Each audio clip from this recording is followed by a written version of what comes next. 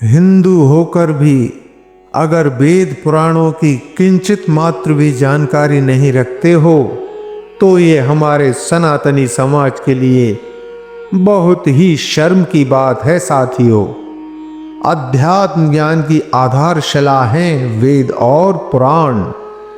आज हम वेद और पुराणों के बारे में संक्षिप्त और विस्तृत दोनों तरह से इस वीडियो के माध्यम से चर्चा करेंगे।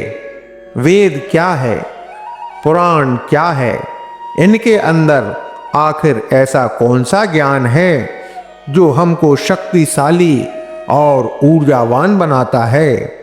हमारे ऋषि मुनियों द्वारा प्राचीन काल में संस्कृत भाषा में पुराणों की रचना की गई है, जिनका बाद में हिंदी व अंग्रेजी भाषा में भी अनुवाद किया जाने लगा। कुल कितने पुराणों की रचना की गई, सबसे बड़ा पुराण कौन सा है, इन सवालों के जवाब आज के समय में सभी के पास नहीं मिल पाते। हिंदू धर्म में कुल 18 पुराण हैं। ब्रह्म पुराण, पद्म पुराण, विष्णु पुराण, वायु पुराण, भागवत पुराण, नारद पुराण, मार्कंडेय पुराण, अग्नि पुराण, भविष्य पुराण, लिंग पुराण, द्वारा पुराण, स्कंद पुराण, कूर्म पुराण, मत्स्य पुराण, गरुड़ पुराण, ब्रह्मांड पुराण, वामन पुराण, ब्रह्मवैवर्त पुराण। इन सब पुराणों में देवी देवताओं संबंधित सत्य कथाओं का समावेश है। इनमें पाप पुण्य और धर्म युद्ध के बारे में बताया गया है। कुछ पुराणों में सृष्टि की सुंदर रचना का वर्णन भी है। पुराणों में व्यक्ति के जीवन से लेकर मृत्यु और उसके बाद स्वर्ग तक की यात्रा का विवरण है। नरक जाने के कारणों का विवरण भी पुराणों में है। शास्त्रों के अनुसार ब्रह्मदेव ने अपने पुत्र मारीच को कहा था, जो व्यक्ति अपने जीवन में इन 18 पुराणों की लिखित सूची को श्रवण या इनका वाचन करता है, वह इन पुराणों में व्याप्त पुण्य को पा लेता है। सबसे पहले आता है ब्रह्म पुराण। 18 पुराणों में सबसे पहले आने वाला ब्रह्म पुराण, इसके रचयिता महर्षि वेदव्यास जी हैं। इसको महापुराण भी कहते हैं। ब्रह्म पुराण में व्यास जी ने 10,000 श्लोक संस्कृत में लिखे, जिनमें बहुत महत्वपूर्ण बातों और कथाओं का वर्णन किया गया, जैसे कि सृष्टि की उत्पत्ति कैसे हुई, धरती पर जल की उत्पत्ति कैसे हुई, देव दानवों का और ब्रह्म का जन्म कैसे हुआ, सूर्य और चंद्रमा के वंशज कौन थे, श्री राम और कृष्ण की अवतार गाथा, पार्वती और शिव जी का विवाह, विष्णु जी का पूजन विधान, श्राद्ध विधि और भारतवर्ष के बारे में विस्तार से बताया गया है। इसमें कलियों का वर्णन भी किया गया है। दूसरा पद्म पुराण है। इस पुराण के रचनाकार भी महर्षि वेदव्यास जी हैं। पद्म का अर्थ होता है कमल का फूल। पद्म पुराण में 55,000 श्लोक हैं। इन श्लोकों में बताया गया है कि श्री ब्रह्मदेव श्री नारायण के नाभि कमल से उत्पन्न हुए थे और इन्होंने सृष्टि की रचना की। इसमें 5 खंड हैं: सृष्टि खंड, भूमि खंड, पाताल खंड, स्वर्ग खंड और उत्तराखंड में भगवान विष्णु के श्री राम और कृष्ण अवतार व तुलसी जी की महिमा का वर्णन किया गया है। तीसरा पुराण आता है विष्णु पुराण। क्या आप जानते हैं कि विष्णु पुराण की रचना किसने की एवं इसको श्रेष्ठ पुराण क्यों कहते हैं? विष्णु पुराण में 23,000 श्लोक हैं। इन श्लोकों के द्वारा भगवान विष्णु की महिमा का विस्तृत वर्णन किया गया है। विष्णु पुराण की रचना पराशर ऋषि ने की है। इस पुराण में देवी देवताओं की उत्पत्ति, भक्त प्रहलाद की कथा, समुद्र मंथन, राज ऋषियों व देव ऋषियों के बारे में विस्तार से बताया गया है। ग्रह नक्षत्र की जानकारी, मां लक्ष्मी और वर्ण व्यवस्था का भी वर्णन है। चौथे नंबर पर आता है वायु पुराण। इसके रचयिता हैं वेद व्यास जी। 112 अध्याय, 2 खंडों और 11,000 श्लोकों वाले वायु पुराण में भूगोल, खगोल युग, तीर्थ, श्राद्ध, पितरों, ऋषि वंश, राजवंश, संगीत शास्त्र, वेद शास्त्रों और शिव भक्ति का विस्तार पूर्वक वर्णन किया गया है। इसमें शिव भक्ति और शिव महिमा का विस्तृत वर्णन होने के कारण इसे शिव पुराण भी कहा जाता है। इसमें भारत और भारत की नदी एवं द्वीपों के बारे में भी लिखा गया है।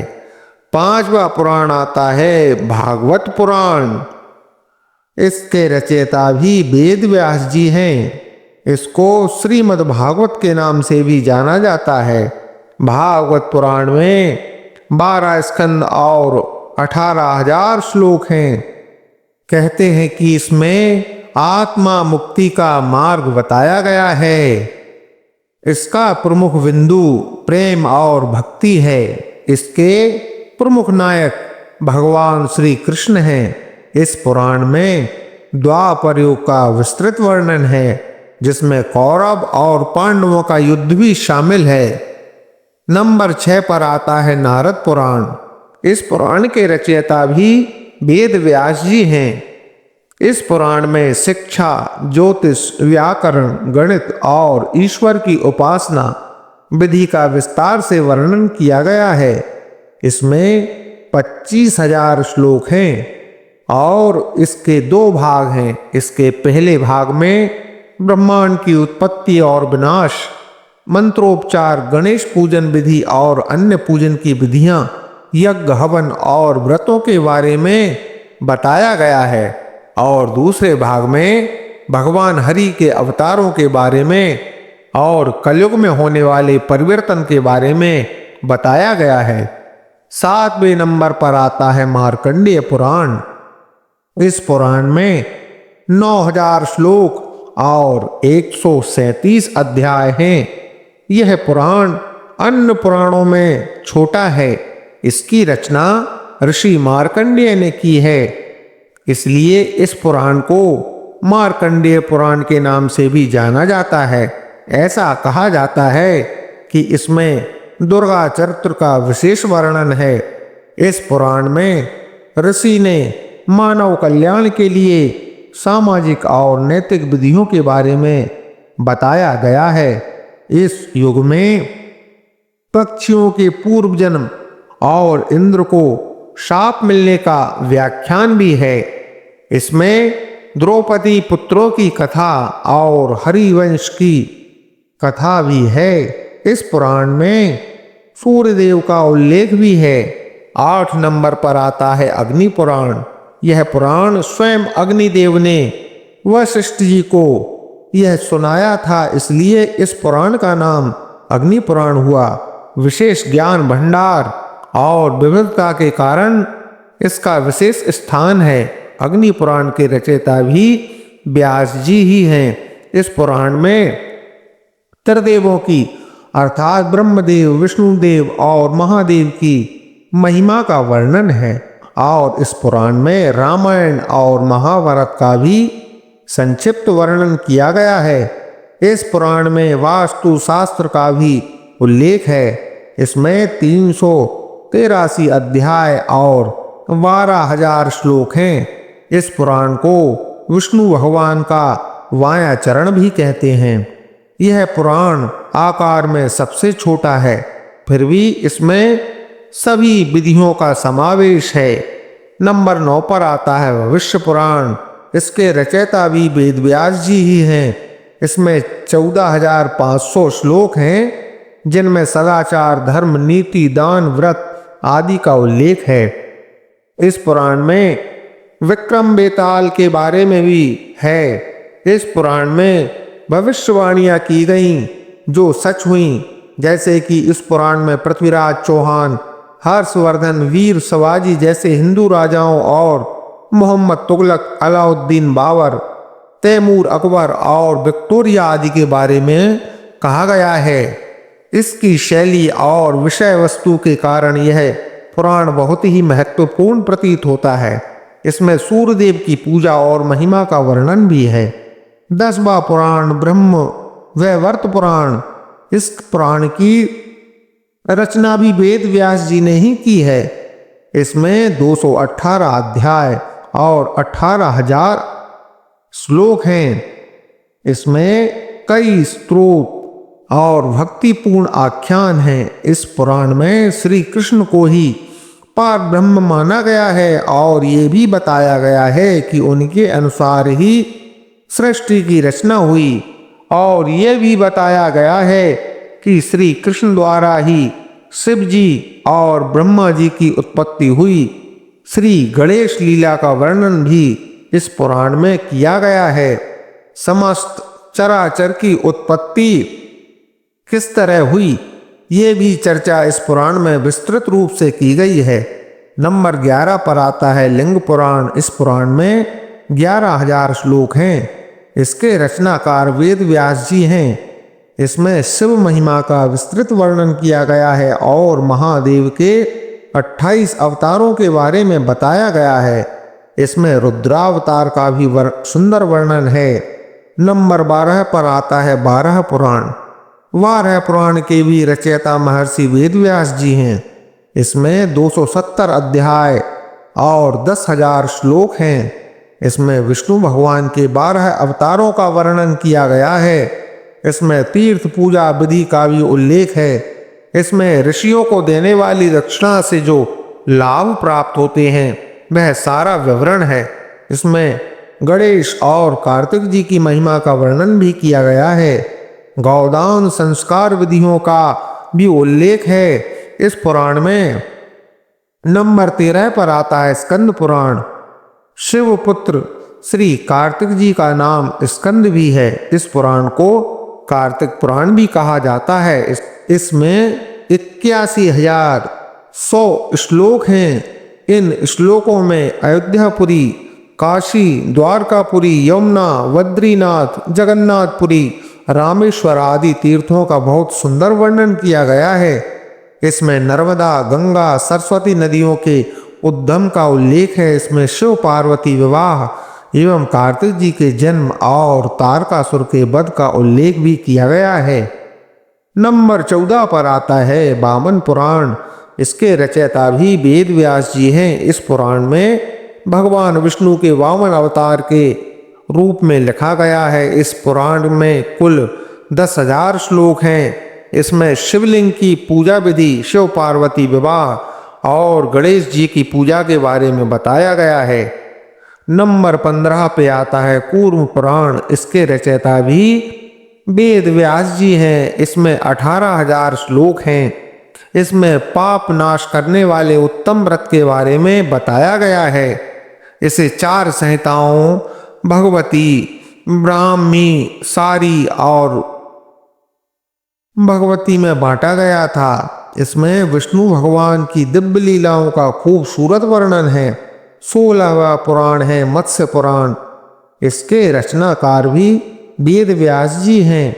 इसमें 14,000 श्लोक हैं। इसमें विष्णु भगवान के मत्स्य अवतार के बारे में बताया गया है। इसमें मत्स्य और मनु के बीच हुआ संवाद है। नंबर 17 पर है गरुड़ पुराण। इस पुराण की रचना भी वेद व्यास जी महाराज ने ही की है। गरुड़ पुराण में विष्णु भक्ति का विवरण है। इस पुराण को किसी भी व्यक्ति की मृत्यु के बाद पढ़ा जाता है। गरुड़ पुराण को पढ़ने में आत्मज्ञान प्राप्त होता है और बताया गया है कि मरने वाले के लिए इसका पाठ किया जाए तो उसे मुक्ति प्राप्त होती है। इसमें 19,000 श्लोक हैं। इसमें सदाचार, निष्काम भक्ति और सत्कर्म का उल्लेख बताया गया है। इसमें ज्योतिष, धर्मशास्त्र और योग का भी विवरण है। नंबर 18 पर आता है ब्रह्मांड पुराण। इसे 3 भागों पूर्व, मध्य और उत्तर भाग में बांटा गया है।